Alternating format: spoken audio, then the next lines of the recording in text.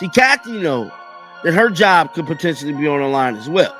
So she don't want to destroy the growth that is already happening with the WNBA, because we've seen what happened last year when everybody went against Caitlin Clark. Look at the numbers today. They ain't what they was last year. They allowed things to spiral this far, and now it's come back to haunt them. After months of fans demanding accountability, the WNBA has officially suspended Commissioner Cathy Engelbert. This wasn't about a single mistake or one missed call. It was the result of years of growing tension, favoritism, bias, and outright disorder. It's another year and another case of WNBA referees dropping the ball, not making the right calls when it comes to Caitlin Clark. From Game 5 of last year's finals to the explosive Fever versus Liberty clash, the league has felt less like professional sports and more like a reality show with no one calling the shots. And here's the twist. The star of the show wasn't Cathy Engelbert. It was the fans. Because you're the reason this happened. The suspension didn't come out of league offices. It came from TikTok clips, Twitter threads, and viral breakdowns exposing refs brushing off what looked like assault-level hits on Caitlin Clark, as if they were auditioning for a show called Blindsided. Now that Engelbert is out, the real questions begin. What went on behind the curtain? Who made the final call? And is this just the first domino in a complete WNBA overhaul? Because once you bench the commissioner, the entire system is suddenly in play. This isn't about one person anymore. This could be the start of the league's biggest shakeup ever. Before we dive deeper, the wild officiating, the fan uprising, the players' reactions, make sure to hit that like button and subscribe, because trust me, this saga is only heating up. You weren't imagining it. You saw it. You felt it. You yelled at your screen. And finally, the WNBA had no choice but to listen. This wasn't rumor, it was rigged. And now, millions are saying it loud, everywhere, on social media, on live broadcasts, and even in press conferences. It was one of the worst rugby games I've seen. The referees for again, what, the second game in a row, I guess? Definitely for the second game of the season, the referees swallowed their freaking whistles. The Indiana Fever were flat out rubbed on national TV, and this wasn't some one-off mistake. It's part of a long, ugly, and dangerous pattern. And the fans? They've reached their breaking point. At this stage, the referees deserve to be investigated for outright negligence. Caitlin Clark could honestly make a case for hostile workplace conditions. Think about it. You'd never allow a knife on the court, so why are players allowed to step out there with razor-sharp nails? But here's the real bombshell. Whispers are growing that referees might not just be incompetent, they might have been paid off. They just kept shoving Caitlin. They're like, well, they can't just keep calling fouls. I'm like, they're literally just running around hacking her. The referees have made it like a point that this is how you beat the Fever. You hack them. You don't even, it's not being physical, you just hack them. Stay with me, because it gets uglier. This wasn't just another matchup. It was Indiana Fever versus New York Liberty, a showdown with playoff-level energy, a sold-out arena, a national broadcast, and all eyes locked on Caitlin Clark. The atmosphere was electric, but the officiating? Absolutely disgraceful. The Liberty shot 32 free throws. The Fever? Just 15. That's more than double in a game that came down to the final moments. And it wasn't just about the numbers, it was how those fouls were called. The Liberty got trips to the line for the softest contact, the kind of tic-tac fouls that wouldn't knock over a paper straw. Meanwhile, Fever players were getting shoved, hacked, and checked with no whistles in sight. It wasn't one game with two teams, it was like they weren't even playing under the same rulebook. The refs swallowed their whistles and spit on fairness. And when Caitlin Clark was literally thrown to the floor, still no call. Action down low. Clark has to get open. 1 second left. Clark doesn't get the shot off. Cloud left. Let's talk about the league's biggest star, Caitlin Clark. From the second she stepped onto a WNBA court, it felt like players were given an unspoken pass. Attack her, hack her, the refs won't step in. And time after time, they didn't. In the preseason, she absorbed heavy contact with no whistles. First 3 regular season games? Same thing. She'd drive the lane, get her arms pulled, her shoulders shoved, her body checked, still nothing. Then it happened again, this time in front of millions. Final possession. Game tied. Fever with a chance to win. Clark gets fouled. Not once, not twice, but 4 separate times on a single play. Her shooting arm was slapped, her body collided with midi, she was dragged down. And still, the refs turned away. Clark's fury was obvious. Arms out, shouting in disbelief. And the referees? They couldn't even meet her eyes.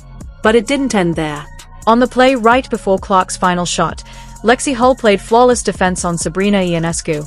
No push, no contact, nothing. Yet somehow, the refs manufactured a foul. Sabrina got 2 free throws. That's how you tilt a game. That's how you rig an outcome. From there, it exploded. Fans didn't just complain, they mobilized. They pulled receipts.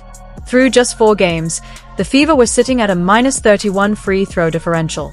That's not bad luck. That's systemic failure. And the trend was undeniable. Caitlin Clark wasn't being protected, she was being targeted. The league's brightest star was being sacrificed, whether through incompetence or favoritism. And finally, someone within the system snapped. Indiana Fever head coach Stephanie White reached her breaking point. I thought she got fouled. I think it's pretty egregious what's been happening to us the last few games. The disrespect right now for our team. At her press conference after the Liberty game, Stephanie White didn't hold back. She called it the last straw, pointing directly at the officials and labeling it for what it was, disrespect. A -31 free throw gap. Her words were sharp, egregious. And here's what stunned everyone. The Fever weren't just hoisting threes all night.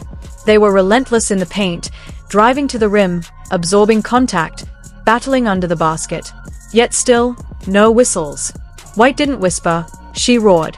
Her message was clear, to the league, her team, and the fans. We see it, we feel it, and we're not staying silent. Even Caitlin Clark, normally the picture of composure, cracked open her frustration. Post-game, she admitted, had some tough ones. Ones where my arm was getting grabbed. But whatever, just keep shooting. That whatever wasn't indifference, it was anger, tucked behind professionalism. And Aaliyah Boston? She couldn't bite her tongue either. They're going to call what they want to call, she said.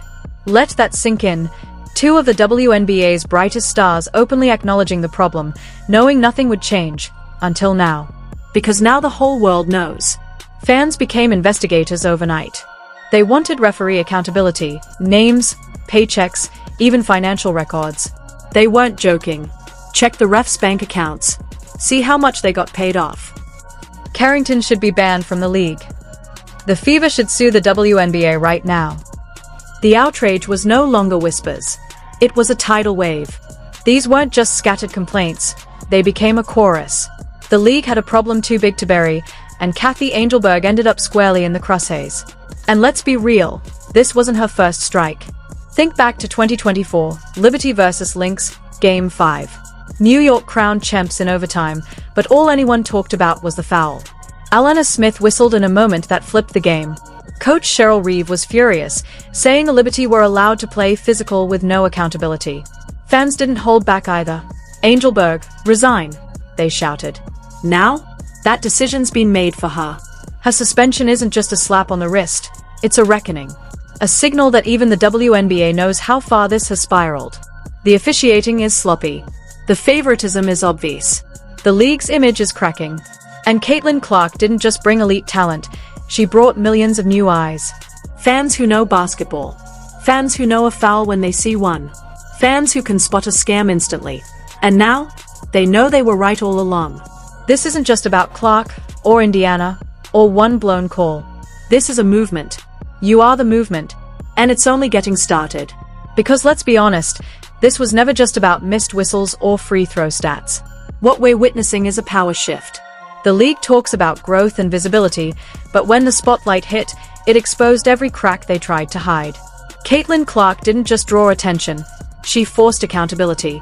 Now, every foul, every questionable whistle, every shady play is clipped, slowed down, and dissected frame by frame.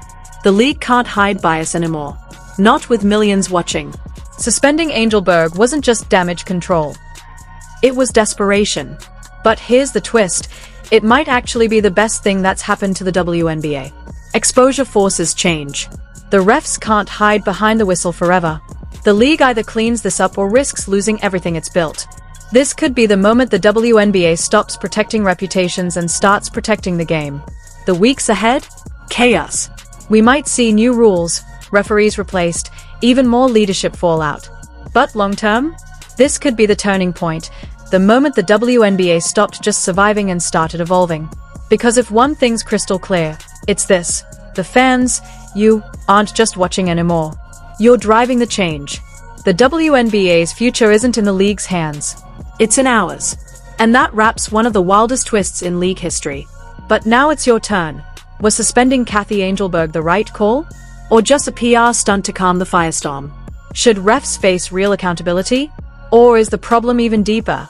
And here's a big one. Do you think certain teams or players are being protected behind the scenes? If you were in charge for a day, how would you fix this officiating disaster? Drop your raw, unfiltered takes in the comments. And if you're riding with us through the chaos, hit that like button and subscribe. You won't want to miss the next twist, because trust me, this story isn't done.